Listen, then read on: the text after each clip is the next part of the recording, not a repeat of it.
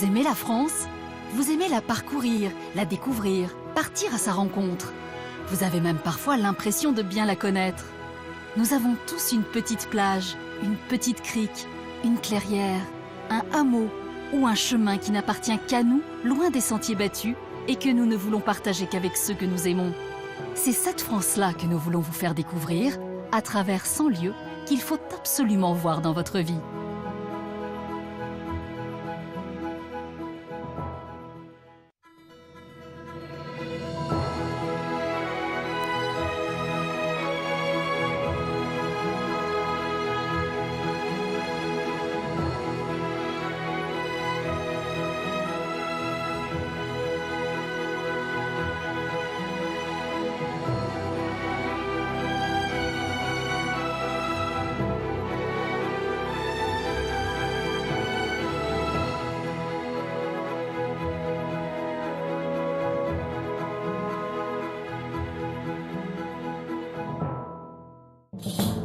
C'est un pays de pierres et d'eau, de profondes vallées, de cimes perchées, de lacs comme suspendus.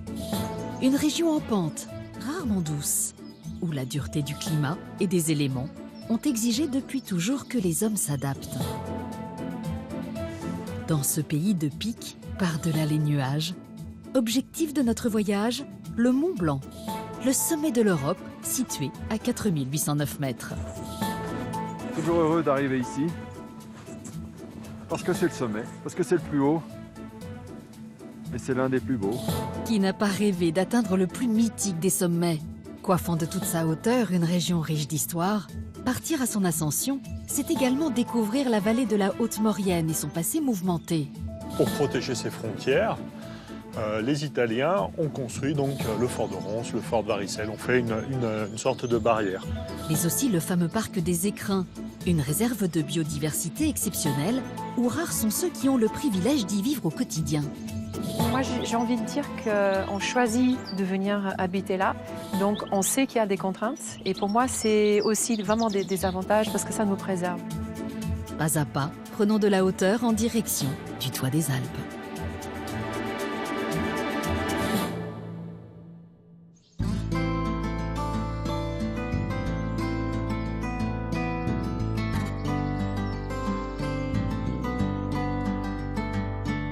C'est en Haute-Maurienne que notre voyage débute. Au fond de la vallée, la ville de Modane, carrefour de tous les échanges. Et tout au loin, à 2764 mètres d'altitude, le col de l'Iseran. Connue pour ses hameaux de maisons en pierre et toitures en lauze, la Haute-Maurienne abrite aussi le premier parc national français, la Vanoise, créé en 1963.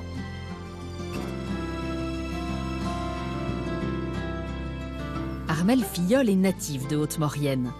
Restauratrice de peinture murale et guide conférencière, c'est une amoureuse éperdue de sa région. J'essaye, dans ces deux métiers très particuliers, de transmettre un savoir-faire, de transmettre des connaissances, et puis aussi de vous amener à la découverte de personnages très typiques de la région, au col du Mont-Cenis, à Bessan et à Modane. Et j'aurai vraiment plaisir à vous faire découvrir ces personnes et surtout ces magnifiques paysages qui les accompagnent.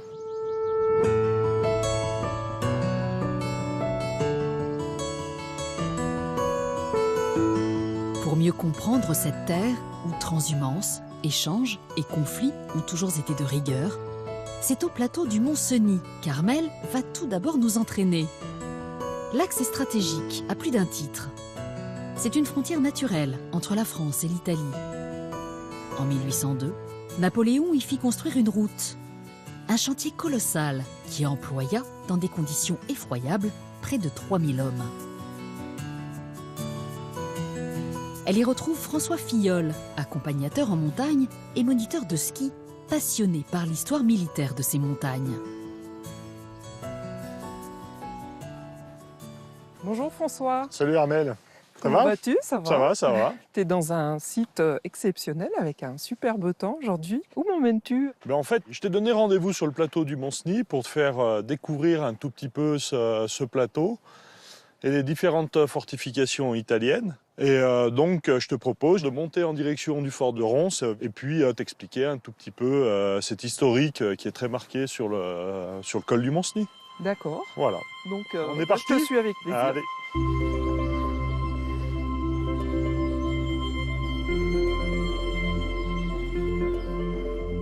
Sur le chemin qui serpente jusqu'au fort, on trouve les vestiges de différents conflits.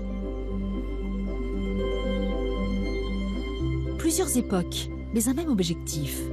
Et plus on monte, plus on recule dans le temps et dans l'histoire.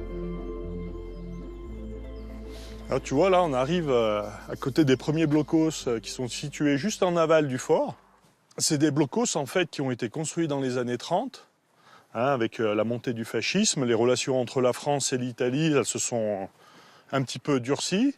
Côté français, on a la ligne Maginot. Donc on parle souvent de la ligne Maginot dans l'est de la France, mais on l'a aussi dans les Alpes. Côté français, on avait construit simplement 6 blocos. Et côté italien, c'est 170 blocos qui ont été construits. Donc c'est vraiment des ouvrages assez importants. Donc quand tu dis côté italien, donc la frontière, elle se situait à peu près... Tout simplement, avant, la frontière était au col du Mont-Cenis. Et après la Deuxième Guerre mondiale, l'Italie était ruinée, ne pouvait pas payer les dettes de guerre. Et donc on a récupéré en fait tout l'espace du plateau du Mont-Cenis. Les blocos furent creusés dans des fissures ou même directement dans la roche. Ils étaient reliés entre eux par des tunnels souterrains de plusieurs centaines de mètres. Avant la Seconde Guerre mondiale, 5000 hommes vivaient sur le plateau, été comme hiver.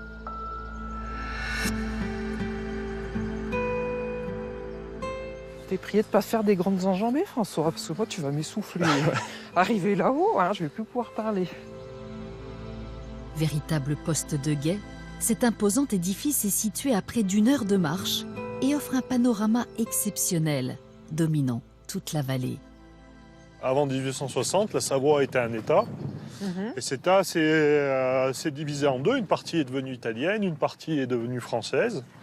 Donc on a créé des frontières et pour protéger ces frontières, les Italiens ont construit donc le fort de Ronces, le fort de Varicelle. On fait une sorte de barrière.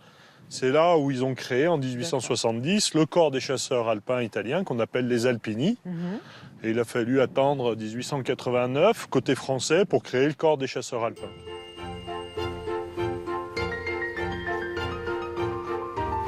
Donc on arrive devant la grande porte. Ouais. Et voilà. Là, tu vois, Armel, on est dans le fort de Ronces. Ce fort, il a été construit en 1877 à 1880. On a mis simplement 3 ans à le construire et c'est des forts qui permettaient de protéger la frontière italienne. 3 ans pour le construire, ce fort, c'est Oui. quand même extraordinaire parce que c'est une structure importante. C'est des grosses structures, ouais, mais à l'époque, la main-d'œuvre ouvrière, on en trouvait facilement. D'accord. Et là, on a un toit avec la partie du toit et il y a de Végétalisé, l'herbe ouais. végétalisée. C'est une sorte de camouflage, avec les toits en lauze, les charpentes en mélèze, comme on retrouvait ça dans les villages de Haute-Maurienne. Même côté italien, si on va dans les petits villages de Montseniz, on retrouve cette architecture au niveau des toits. On va voir l'intérieur. Eh bien allez, c'est parti. Le fort accueillait alors jusqu'à 80 fantassins Et voilà. et il était équipé de 6 canons.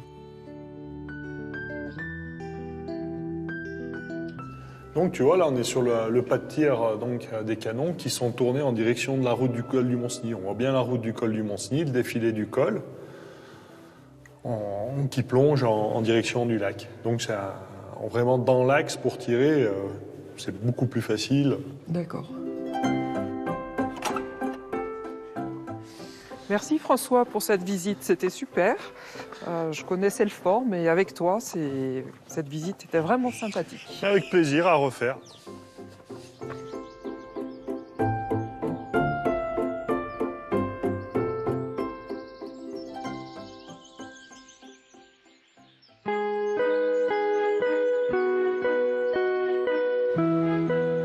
La Haute-Maurienne est imprégnée des échanges et des rivalités entre la France et l'Italie.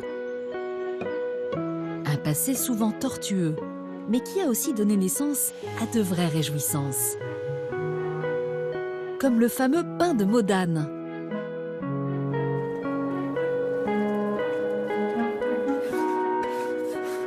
Fabien Noguera, boulanger-pâtissier, en perpétue la tradition. Avec Armelle, ils vont revisiter la recette de ce dessert gourmand.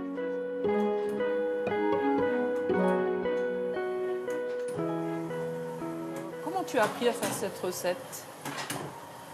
Eh bien, quand j'étais employé ici en 1986, ça a été inventé après le percement du tunnel ferroviaire, D'accord. qui a commencé en 1857 et fini en 1871. Et comme il y a un bon millier de personnes qui sont venues travailler, principalement italiennes, et j'ai entendu dire qu'il y avait aussi un peu des Suisses, eh bien après le percement, il y a une grande fête de village qui était organisée. Et on pense qu'on a demandé au boulanger modanais de l'époque de fabriquer un gâteau qui ressemble à un gâteau italien pour honorer le travail de nos amis italiens, quoi. D'accord. Là, tu vas les garnir. Qu'est-ce que tu Voilà, fais? on va mettre la préparation, la farce que j'ai faite. Alors, qu'est-ce qu'il y a dans cette farce? Alors, peut-être que tu vas pas tout nous dire, parce que Bah, c'est un peu il y a secret. principalement du melon, melon confit, de l'écorce d'orange et encore quelques ingrédients que je vais garder secrets. D'accord. À l'époque, le vrai pain de Modane original est fait avec du fruit cube tricolore. J'ai entendu dire qu'ils mettaient de la crème pâtissière et du sucre grain sur le dessus. Par contre, le pain de Modane que je fais ici, c'est le pain de Modane de Monsieur Bouvet. Monsieur Bouvet, il a acheté cette boulangerie en 1914. Moi, je l'ai racheté en 89 et lui, il l'a en quelque sorte revisité. Et dans la recette de Monsieur Bouvet, la crème pâtissière est remplacée par la crème d'amande. Ça a Voilà. l'air bien gourmand quand même, Ah cette Ah, recette. c'est un peu sucré, j'avoue. On Donc, replie sur lui-même. Sur Hop, les côtés. on tapote légèrement. Voilà, on fait un joli petit pain de Modane. Hop, voilà. Pour finaliser le pain de Modane, Armelle ajoute ensuite des amandes hachées. Et allez, on passe au four.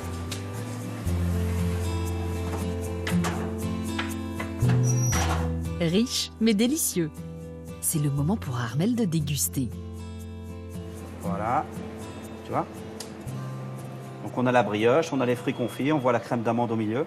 D'accord. Et maintenant, on mange. Ah, il faut, hein. C'est très moelleux. Après un bon repas au café ou avec le thé, ça doit être très très bon. Mais Super. oui, on sent bien l'orange, le melon. Vraiment, c'est très bon. Consistant et énergisant, ce moment de plaisir va permettre à Armelle de rejoindre le lendemain matin, de très bonne heure, Sébastien.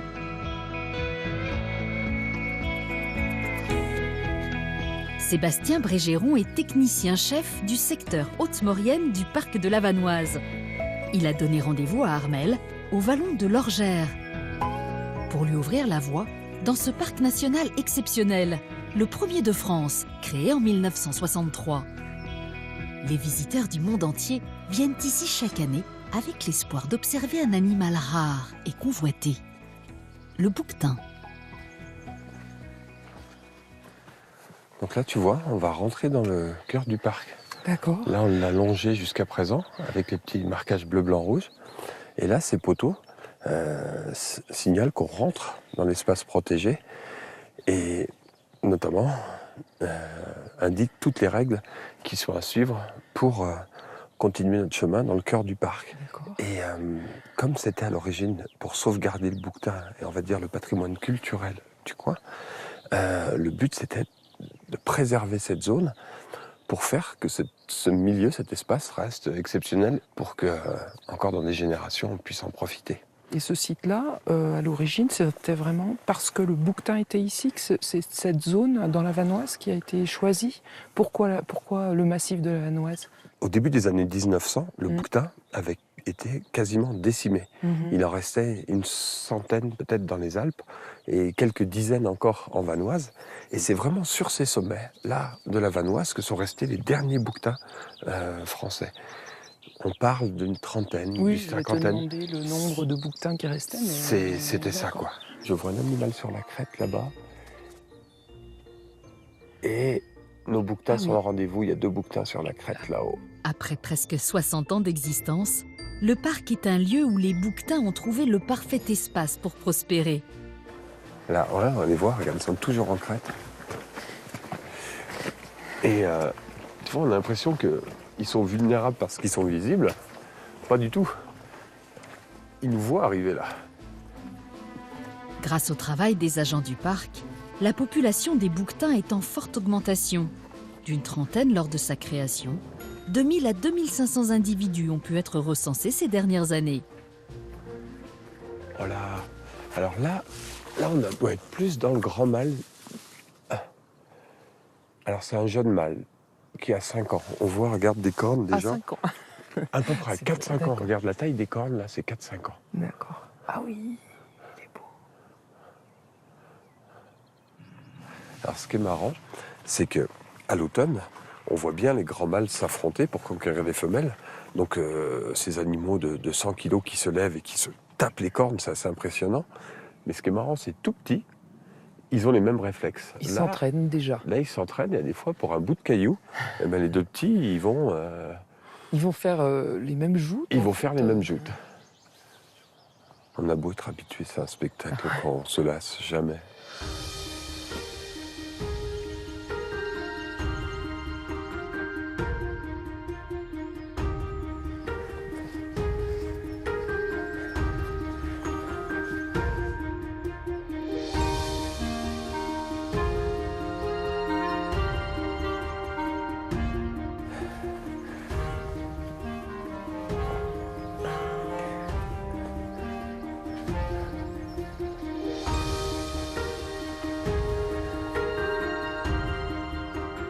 Chamois, bouquetins, marmottes, des rencontres fugaces, Magnifique aigle. mais totalement magiques. Un moment suspendu, entouré par une faune que l'on peut observer dans des conditions idéales, sans même qu'il soit nécessaire d'être un randonneur aguerri. Et on arrive au sommet. Et voilà. Et tu vois, d'ici, on contemple vraiment le milieu de vie du bouquetin. C'est vraiment là où il vit, cette haute montagne. C'est son milieu, c'est la Vanoise.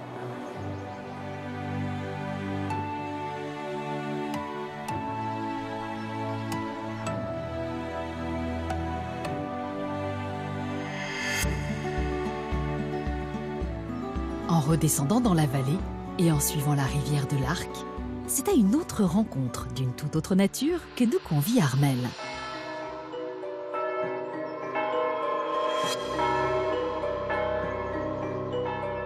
Ici, à Bessan, village perché sur un plateau à 1700 mètres d'altitude, c'est le diable qui règne.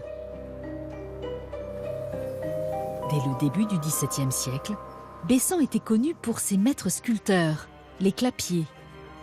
Alors, depuis ce temps, ils se succèdent. Et leurs sculptures ont souvent le même thème. Armel, Salut salut. Fabrice. Ça va? Ça va? T'es à l'atelier cet Ouais, après-midi? je suis en train de faire un diable. Ok. Fabrice Personnaz est le chapeauteur du village. Donc c'est ton atelier, Fabrice. ouais. D'accord.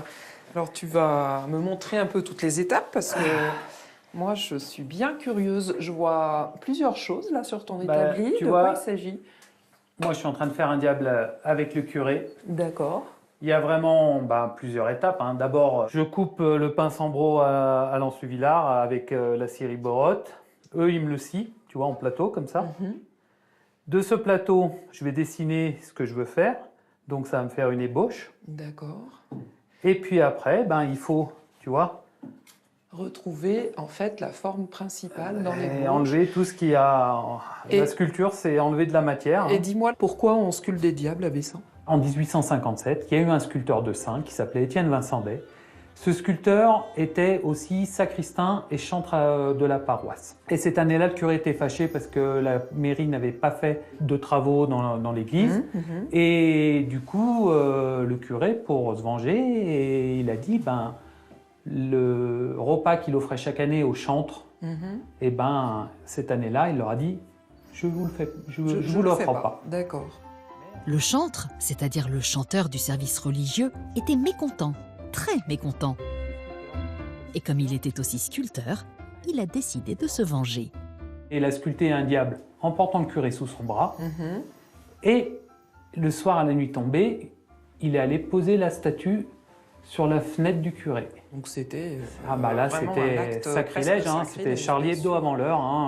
Et depuis cette époque, il y a toujours eu des sculpteurs de diables abaissants. Alors ce qui est bien, c'est qu'ils sont tous différents les uns les autres, suivant les sculpteurs. Tu veux essayer de sculpter un peu, Armelle? Ah bah écoute, allez, Bah, prends la chaise là. retrousse les manches Et puis, et on va essayer.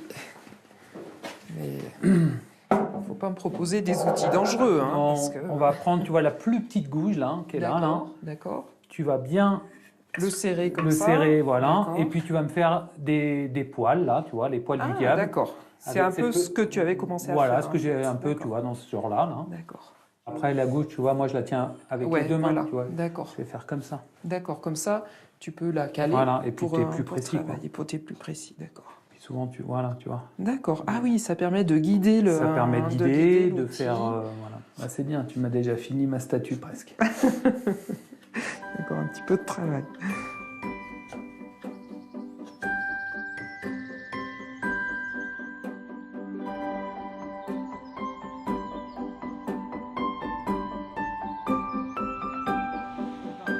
Gagnons maintenant le sud et une autre vallée, tout aussi verdoyante, mais dont les cimes s'envolent encore plus haut, nous rapprochant de notre objectif, le renommé Mont Blanc.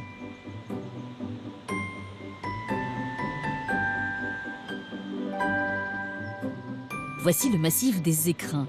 Ces nombreux glaciers, recouvrant ses sommets, atteignent plus de 4000 mètres d'altitude. C'est Marie-Noël Peggy Folpin qui va nous y guider. Accompagnatrice en montagne et ethnobotaniste, elle voue une passion sans borne à cette région.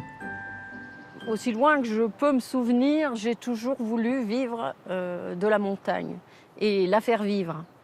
Le parc des Écrins, c'est un lieu privilégié pour aller se perdre et se retrouver, découvrir des tas de fleurs. C'est intéressant de voir les plantes grandir, quoi. Ici, la nature est plus que souveraine. Marie-Noël a choisi de nous faire découvrir, pour commencer, un village quasiment oublié, le hameau de Dormiouz. Seul lieu habité, situé dans le cœur du parc des Écrins, il est perché à 1850 mètres, à 1 heure de marche de la route principale. Inaccessible en voiture, seuls les ânes permettent de le ravitailler. Idéalement placé sur l'adret, le versant ensoleillé de la montagne, protégé des avalanches par les crêtes du Clos et alimenté par un petit torrent, la Biesse. C'est un joyau perdu dans la montagne. Marie-Noël a rendez-vous avec une des rares habitantes, Sarah Sielsar, qui tient le gîte de l'école. Et bien là, voilà, on franchit la porte. C'est ici, De cette belle chez école. moi, le gîte à l'école. Donc ce bâtiment qui fait aujourd'hui office de gîte, c'était donc l'école du village. Et moi, j'avais accueilli la première année, il y a 4 ans, un habitant du village qui m'avait dit qu'il avait fait sa classe ici jusqu'en 1943. Donc au premier étage, il y a une grande salle où maintenant il y a 2 petits dortoirs. Et c'était la salle de classe avec la cheminée. Donc l'instit, il avait sa petite chambre, aujourd'hui c'est la cuisine. Et on a une jolie salle voûtée où les gens y mangent tous ensemble autour de la grande table. Ben avant, c'était les tables. Voilà. Donc à l'intérieur, vraiment, on retrouve cette ambiance-là de ce lieu qui a vraiment pas changé. Dès qu'on ouvre la porte, ben, on y est, au 19e siècle. Sarah, avoir un gîte dans le parc, ça doit avoir beaucoup d'avantages, mais peut-être aussi quelques inconvénients. Moi, j'ai envie de dire qu'on choisit de venir habiter là. Donc, on sait qu'il y a des contraintes. Et pour moi, c'est aussi vraiment des avantages parce que ça nous préserve. Et je pense que déjà la protection de ce milieu naturel qui est vraiment exceptionnel fait que nous, on accepte ces contraintes-là. On voit pas ça comme une contrainte, mais c'est plutôt une extrême. bénédiction. Oui. Presque. On est privilégié quoi, de vivre et travailler là. Dormiouz fut autrefois considéré comme un village, car il possédait son temple, son école, ses fours à pain et son moulin à eau. En 1834, le cadastre répertorie 80 habitations. Le temple, construit un siècle plus tôt, à l'origine destiné au culte de la religion catholique, fut finalement dédiée à la pratique du protestantisme. Ici, c'est le quartier le plus élevé du village de Dormiouz. Et les Romans, c'est aussi un des quartiers où il y a plus d'habitations. Alors j'ai envie de faire un petit tour par là, si tu veux bien. Je vais t'emmener dans un petit quartier qui se situe juste à l'arrière de la rue principale. À l'apogée du village au XIXe siècle, 300 personnes vivaient ici. En 1973, il n'était plus que 2. Si aujourd'hui, comme Sarah, quelques aventuriers ont décidé de s'y installer à nouveau, Dormiouz reste avant tout un témoignage grandeur nature du mode de vie et de l'architecture typique de la région. Alors là, on se rapproche d'un petit endroit que j'aime particulièrement, parce qu'il y a une très belle maison. Celle-ci, là. Ouais. Donc, l'architecture propre aux maisons montagnardes. Donc. Tout en mélèze. Le rez-de-chaussée, donc, où là on va accueillir des bêtes qui vont passer tout l'hiver à l'intérieur. L'avantage, c'est que c'est la chaleur des animaux qui va monter. Dernier étage, le grenier. Et puis, un étage de vie juste au milieu. Ouais. Et quand il faisait trop froid, les gens dormaient avec les bêtes. En fait, il fallait vraiment se préparer pour l'hiver qui pourrait durer 6 mois bien bon ici. Une existence rude, dans des conditions climatiques difficiles. Pourtant, les traces de vie et d'activité humaine sont nombreuses et anciennes. C'est un village qui date du Moyen-Âge, mais déjà on est sur un lieu où il y a la présence déjà au néolithique, il y a 18 000 ans. On a trouvé des traces de silex et même de peinture rupestre au-dessus du lac de Fonja. Il y a aussi des mines d'argent qui datent du Moyen-Âge, donc il y avait déjà de la circulation ici. Et c'est en grande partie à ces mines d'argent que la région doit sa subsistance. Une exploitation qui remonte à plus d'un millénaire. Pour en savoir plus, Marie-Noëlle nous emmène dans ces fameuses mines. Et plus précisément la plus célèbre de toutes, celle du Fournel, dans la bien nommée commune de l'Argentière-la-Bessée. En fonctionnement jusqu'en 1908, cette mine millénaire est un site atypique ouvert au public. Bonjour. Bonjour, donc moi je suis Bruno, je suis l'archéologue du site là depuis 30 ans. Et je vais t'emmener visiter la mine, mais il faut mettre un casque. Équipée pour pénétrer dans les entrailles de la Terre, Marie-Noëlle va y découvrir un monde à part. En réalisant une plongée progressive dans les époques d'exploitation de ce lieu unique. Voilà, on entre dans la mine du Moyen-Âge, donc à peu près les années 1100. Tout ça a été creusé pour chercher le minerai d'argent. C'est une pierre très dure. Ah, ça, visiblement. cette roche, c'est de la quartzite, c'est une des roches les plus dures qui puissent exister au monde. Et donc, c'était la difficulté numéro 1 de l'exploitation ancienne, c'est vaincre la dureté de la roche. Et à cette époque-là, ils n'ont pas encore les explosifs. Donc, creuser ça avec des outils comme des sculpteurs, c'est pas possible, la roche est trop dure. Donc, la solution, c'était de faire du feu. La roche est tellement dure que le seul moyen à l'époque pour creuser, c'est de l'attendrir en la faisant chauffer. Appelée abattage par le feu, cette technique est utilisée dès l'époque préhistorique. La pierre, sous l'effet de la chaleur, se dilate et explose en petits éclats. Dans cette salle, on voit justement bien le résultat de la technique d'abattage par le feu. On a ces voûtes tout arrondies, la paroi est lisse. Et ça, c'est le résultat du choc thermique qui a été provoqué par les bûchers. Et des bûchers, on en a reconstitué dans cette petite niche-là. Il y en avait de plusieurs sortes. Hein. Selon la manière dont les mineurs veulent attaquer la roche, ils vont construire des bûchers avec des bûches adossées les unes sur les autres ou en forme de tours. Et on a fait des expériences dans cette mine en hiver. On a essayé de recreuser une galerie du Moyen-Âge. On a fait à peu près 250 feux. Ça nous a permis d'avancer de 2,50 m. C'est-à-dire à chaque feu, on n'avance que d'1 centimètre. Donc c'était une technique qui était très très lente, mais c'était le seul moyen à l'époque d'arriver à vaincre la dureté de la roche. Mais faire des feux, c'est une chose, mais l'évacuation de l'air et des fumées... Eh bien, les fumées, ça, c'était le gros problème de cette technique. Et ils ont creusé exprès des galeries pour l'évacuation des fumées. Ils les ont creusées dans des zones où la roche était plus facile à creuser parce qu'il y avait des fractures, des failles. Et ils ont mis en communication les chantiers où on faisait le feu avec l'extérieur. Et comme le feu dégage de la chaleur, l'air monte et donc toutes les fumées étaient évacuées vers l'extérieur. Alors, on va continuer la visite, il y a encore plein d'autres choses à voir. Pendant plusieurs siècles, c'est donc centimètre par centimètre que les mineurs vont progresser en suivant la veine aurifère au prix d'efforts surhumains. Il faudra attendre le 19e siècle pour que la révolution mécanique permette aux hommes de bénéficier de technologies nouvelles et révolutionnaires dans l'extraction des minerais. On en a parcouru des galeries. Ah ben, on a exploré à peu près 10 km de travaux souterrains.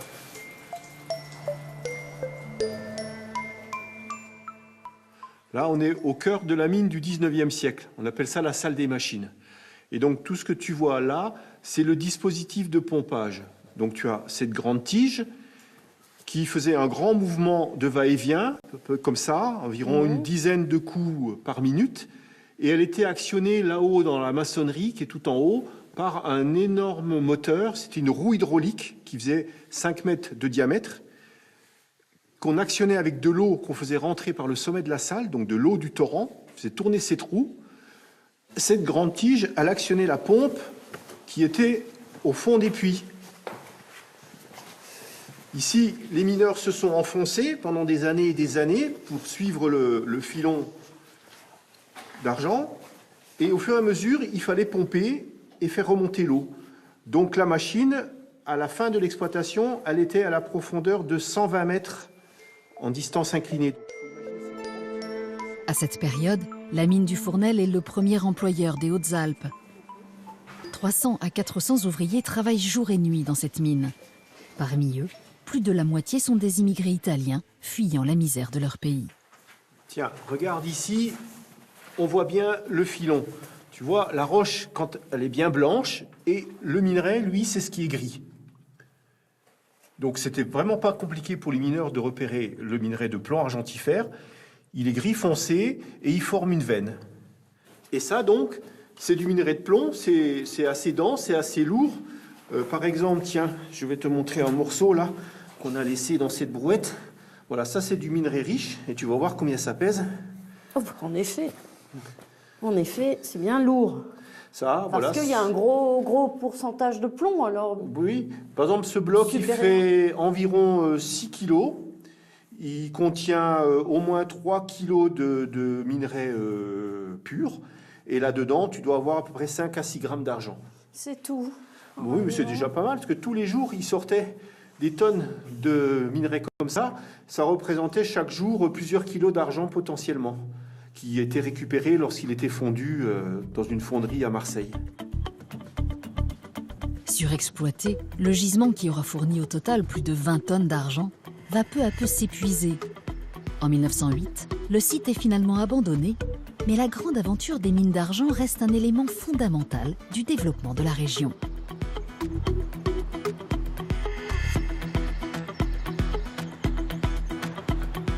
Les entrailles de la Terre à la fraîcheur des cimes enneigées. Notre randonnée ne cesse de prendre de la hauteur et de se rapprocher des sommets. Le parc des Écrins, qui s'étend sur 925 km², fut créé en 1973. Au lieu de randonnée et d'alpinisme, il est surplombé par la barre des Écrins, qui culmine à 4101 mètres. Marie Nicolas, gardienne du parc, en connaît tous les chemins. Bon, Marie, tu m'amènes où aujourd'hui? Ah, je t'emmène dans un très beau coin du parc national des Écrins. Je t'emmène au lac de l'Échaudat. Un lac d'altitude. Oui, un lac glaciaire.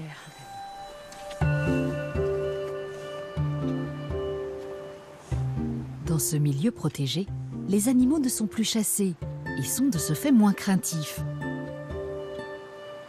Regarde, elles jouent, elles se battent. Oh, c'est trop mimi.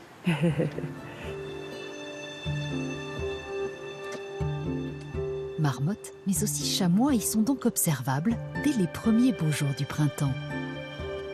Mais sa réputation, le parc des Écrins la doit essentiellement à son incroyable flore. Regarde, là il y a des gentianes. Pas encore très ouverte. Je ne sais pas si j'ai un milieu particulier de fleurs que je préfère, mais c'est vrai que les fleurs des éboulis, les fleurs des rochers, c'est quand même fascinant. Moi, ce qui m'époustoufle, toutes ces fleurs, c'est la vie qu'elles mènent, quoi. Voilà, les gentianes, là, dès le début du printemps, il faut qu'elles fleurissent vite, vite, vite, parce que déjà, fin août, il y a les premières neiges. C'est la course à la montre, quoi. Et une vie de plante, on s'en rend pas compte comme ça. Ouais. Bon, le soleil va revenir. Oui, on a peut-être un peu traîné avec les plantes, là. Il faut quand même qu'on y aille pour arriver jusqu'au lac. Il va nous attendre, hein. Il est là depuis des siècles. Oui, il va bien nous attendre encore un peu.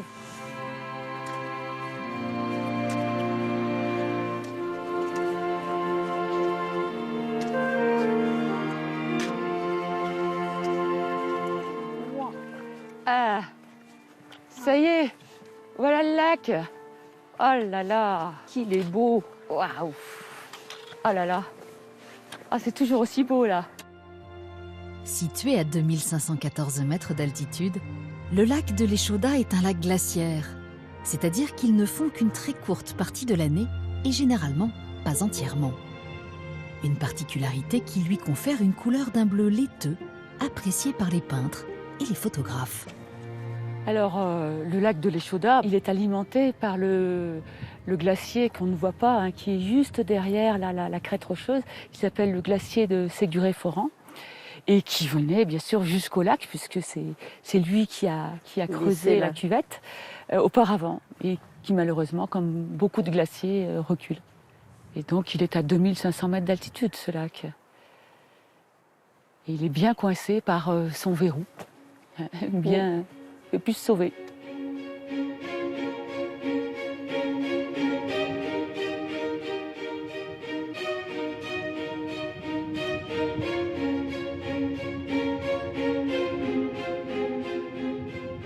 Allez, au revoir le lac.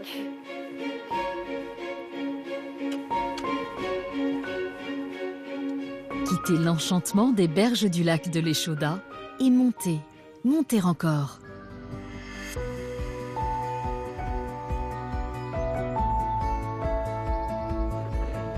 Il nous faut maintenant nous attaquer au géant de ces lieux, la référence, le mythique Mont Blanc. 4809 mètres, plus haut sommet d'Europe, le colosse est un emblème, majestueux et triomphant. Et pour tenter de le gravir, de s'y frotter, c'est un professionnel de la montagne qui nous accompagne sur la voie royale qui y conduit. Pascal Strapazon, je suis natif de la région, de la vallée, et j'ai passé toute mon enfance ici et j'ai toujours plaisir à continuer à parcourir ce merveilleux terrain. Je suis guide de haute montagne à la compagnie des guides de Saint-Gervais-les-Contamines et j'ai terminé ma carrière récemment de secouriste en montagne au sein des sapeurs-pompiers de la Haute-Savoie. Et si toutes les conditions sont réunies, nous pourrons ensemble fouler le sommet et vous pourrez découvrir enfin ce magnifique panorama. Pascal retrouve à Saint-Gervais son ancien professeur d'histoire, Gabriel Grandjacques, maintenant à la retraite. Ensemble, ils vont évoquer un projet fou datant de la fin du 19e siècle, celui de pouvoir emmener des personnes par un moyen mécanisé au sommet du Mont Blanc. Je suis ravi de te retrouver ici 38 ans après. Ça fait une paye, hein. Et d'autant plus ravi qu'on est dans ce train aujourd'hui, et que je crois que tu connais bien l'histoire. Moi, je la connais un petit peu de par mes origines. C'est quand même une sacrée aventure. Hein. Cette possibilité d'accéder en train jusqu'au sommet est vite abandonnée. Mais Henri Duportal, ingénieur en chef des ponts et chaussées, ne s'avoue pas vaincu et va proposer une autre option.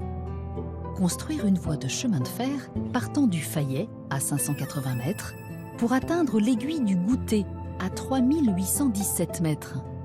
Cette fois, le projet est validé et dès 1904, les travaux commencent. 10 ans plus tard, en 1913, la station du Nid d'Aigle, à 2372 mètres, est ouverte. La voie s'arrête. Ils n'iront jamais plus haut. Mais du coup, à l'époque, qu'est-ce qu'ils avaient comme moyen pour construire Ben, pas grand-chose. Beaucoup de travail à la main, beaucoup de muscles. Et ils montaient, je crois qu'ils montaient la voie au fur et à mesure, et ils avaient les premières locomotives. C'est les locomotives de chantier. D'accord. Et elles sont restées jusqu'en 56. Parce qu'ils avaient pas... Normalement, le train il devait être électrifié depuis le départ, avec la prise d'eau et l'usine centrale du Fayet. Ouais. Finalement, ce n'est qu'en 1957 que Pierre Nory, directeur du tramway du Mont-Blanc à l'époque, fait électrifier la voie et donne aux 3 nouvelles locomotives les prénoms de ses filles, Marie, Jeanne et Anne. Il a 2 records, le record de la longueur, hein, avec à peu près 12 km. Il a un deuxième record, c'est le plus haut train de France. Ah oui. Et tu sais, moi l'hiver, je l'ai souvent pris pour monter au ski, ce tramway. Mais t'es pas le seul. Et ça a beaucoup développé Tous les gamins du Fayet ont utilisé. Il a ouvert dès 1920 l'hiver. C'était la première remontée mécanique qui permettait aux gens de Saint-Gervais d'aller faire du ski. Hein, tout le massif de Parion, de Bellevue. Toutes les écoles le mercredi, les écoles le mercredi, lycées, les collèges, les clubs de sport. Il y avait même une petite association, le ski club du Fayet. Je sais plus comment il y aurait. J'y étais, moi. Ah ben, le tramway du Mont-Blanc, moi je trouve que c'est le bijou de Saint-Gervais. C'est vraiment la fiancée de Saint-Gervais. Et pour les Saint-Gervelins, ici, c'est la princesse. Le TMB, c'est la princesse de Saint-Gervelin. À juste titre. Hein. Ah là, regardez le spectacle, là, quand on arrive au Tuf. Là, l'aiguille du goûter qui se dégage, là, bien assez. C'est juste fantastique, là. Fantastique, cet endroit-là.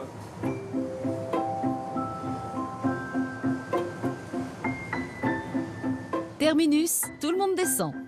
Pascal ne pourra désormais compter que sur lui-même pour atteindre le sommet. Et avant d'entamer la dernière ligne droite, la mythique ascension, il s'arrête passer la nuit au refuge du Goûter. À 3835 mètres, l'attend Antoine Ratin, le directeur de ce refuge. Le refuge, c'est un peu un îlot d'humanité dans un environnement qui est hostile. Et on est un peu comme des gardiens de phare. Voilà, c'est-à-dire que entre les refuges, sans arrêt, on se tient au courant de où sont les cordées. Eh oui, voilà. Alors, non seulement sur la voie normale, mais aussi par rapport, on communique beaucoup avec les collègues gardiens qui sont sur les autres versants. Même sur le versant italien, les Gonella. Voilà. Alors, les gendarmes nous demandent les conditions aérologiques souvent. Est-ce qu'on y voit bien ou pas? Quelle est la force du vent, l'orientation du vent? Et du point de vue de la maintenance de cet établissement, donc ce refuge, c'est du boulot aussi. Oui, alors ici, bon, c'est assez connu. Le Goûter, c'est un gros refuge. C'est le plus haut refuge gardé de France, hein, qui appartient à la Fédération française des clubs alpins et de montagne. Et le cœur névralgique, c'est la salle des machines, où c'est quand même assez unique d'avoir autant de technologie. Et bah, si tu veux, on peut aller jeter un œil. Avec plaisir. Voir à quoi ça ressemble. Alors, c'est dans là. Voilà, ici, l'antre du refuge. Wow. Mais c'est un paquebot? Alors presque. C'est presque un paquebot parce que, voilà, ici, c'est la salle des machines. C'est là où tout se joue au niveau technique. Et c'est vrai que, par exemple, cette machine qui est la centrale d'assainissement où toutes les eaux usées convergent, eh bien, on retrouve la même machine dans les bateaux, dans les sous-marins. Voilà. Ce bâtiment, construit à partir de 2010, à côté de l'ancien refuge, a une capacité de 120 places. Conçu sur 4 étages, c'est un véritable concentré de technologie. À cette altitude, il est compliqué d'être autonome. Mais grâce aux panneaux photovoltaïques, il produit environ 50% de son énergie. Le bâtiment est aussi équipé de panneaux solaires thermiques. Toute cette énergie est répartie entre chauffage du bâtiment et fonctionnement du fondoir, une machine qui fait fondre la neige. Et on essaye de tendre vraiment vers le zéro rejet, le moins de rejet possible. Oui, parce que quand on voit déjà les difficultés en plaine pour traiter l'assainissement, on se dit qu'à 3800 mètres, c'est un peu compliqué. Et vu le passage qu'il y a au refuge, la volumétrie de personnes qui passent, ça doit être un réel exercice compliqué, quoi. Oui, et c'est compliqué parce que c'est aléatoire et très variable, parce qu'on a certes 120 lits, Et des fois, on est complet à 118, 120 personnes. Des fois, il y a 10 personnes. Mais quand il fait beau, qu'il y a 120 personnes qui dorment, eh bien dans la journée, il y a 130, 150 personnes voilà. qui vont passer. Eh oui. Voilà. Donc ils utilisent les installations. Bien sûr. Voilà. Et donc, on essaye de faire le mieux possible. Et c'est vraiment collectivement, avec les artisans, les techniciens, la fédération, qu'on essaye de piloter tout ça le plus finement possible. D'accord, bah c'est bien. Voilà. Bravo. Un gros défi. Bravo. Bon, on s'entend pas trop, Allez. on va peut-être aller... Boire un coup. Voilà, exactement. Allez, je te suis.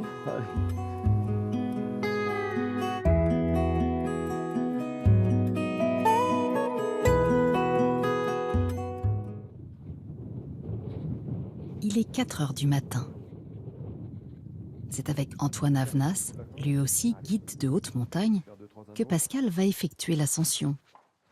Un moment particulier, même pour des alpinistes aguerris. T'es monté il y a longtemps, Pascal? Je suis pas revenu depuis septembre l'année dernière. C'est mon premier cette année. Et toi en fait? Moi, j'ai essayé par les 3 monts, on a buté avant le sommet. Donc j'ai vu un peu les conditions, et par la voie normale, non, j'ai pas fait cette année encore. Buté à cause de quoi? Du vent. Eh ouais. T'es prêt, c'est bon? Allez. On met en route. La luce. Ah bah regarde, le jour se lève. Impeccable. Avec la lune. Avec une orange d'ailleurs, t'as vu? Ouais. J'avais pas vu. Cool.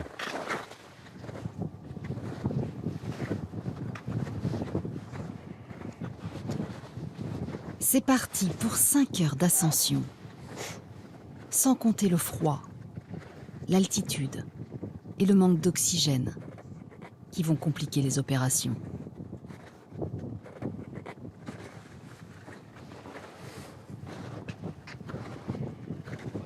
Gravi pour la première fois le 7 août 1786 par Jacques Balmat et Michel Gabriel Paccard, le Mont Blanc demeure une ascension à part, un véritable Graal.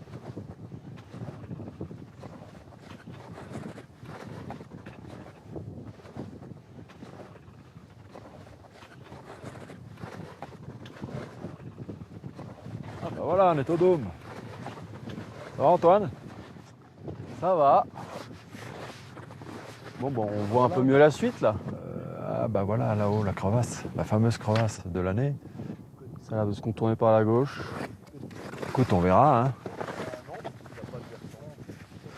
Bon, avec les quelques broches qu'on a, ça devrait faire. On a du matériel. Bon, bah écoute, on y va. Allez, en avant.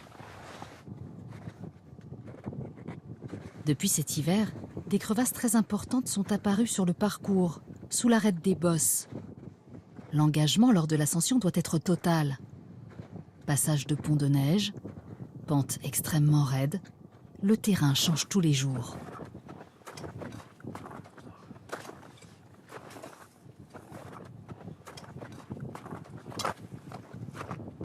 Ah bah voilà, la Brivalo. C'est la Brivalo, ouais. C'est à combien déjà? 4360 par là, 62 non? Un truc comme ça. Ouais. Bah, il a sauvé beaucoup de personnes. Hein. Et il est encore bien d'actualité et bien utile. Toi, tu y vas souvent quand tu passes par là? Non, en général, je m'arrête pas. Sauf si mes clients sont un peu fatigués ou quand c'est la tempête, quoi. S'ils veulent voir un petit peu comment... Si on a le temps, ouais. Ou si c'est la tempête, quoi. En 1890, Joseph Vallot, astronome et géographe, eut l'autorisation de construire un observatoire, à la condition d'y ajouter un refuge pour les alpinistes. C'est le dernier lieu qui peut les protéger et leur sauver la vie. À ce moment-là, il reste encore 2 heures d'ascension pour arriver au sommet. Faut vraiment y aller petit pas par petit pas. Step by step. Cette arête, chaque fois je la trouve différente. Ou longue ou courte. La fin là. Ah bah nous y voilà. Toujours aussi beau. Trop bien. On s'en lasse pas, hein. Après plus de 5 heures, Pascal et Antoine arrivent enfin sur le toit de l'Europe. Un endroit magique, où le regard se perd, où le ciel semble se courber. Moi je trouve vraiment que c'est Très très beau sommet. On est toujours heureux d'arriver ici. Parce que c'est le sommet, parce que c'est le plus haut. Et c'est l'un des plus beaux. Par contre, t'as remarqué comme il évolue quand même. Ouais, chaque année un petit peu. Chaque année un petit peu. Cette année, faut un peu jouer avec la technique. Ça change. Ça change. C'est la montagne qui évolue, c'est la montagne qui bouge, mais C'est le jeu. C'est comme ça. C'est le propre de l'adaptation de l'alpiniste. Donc, il faut laisser à la montagne cette liberté de nous indiquer le chemin. Point final de notre voyage, le majestueux Mont Blanc reste fragile, impacté de plein fouet par les effets du réchauffement climatique. Il est plus que jamais nécessaire de le protéger. Comme toutes ces merveilles de la nature qui l'entourent et se dévoilent à ceux qui y posent le regard, bien au-delà de l'horizon.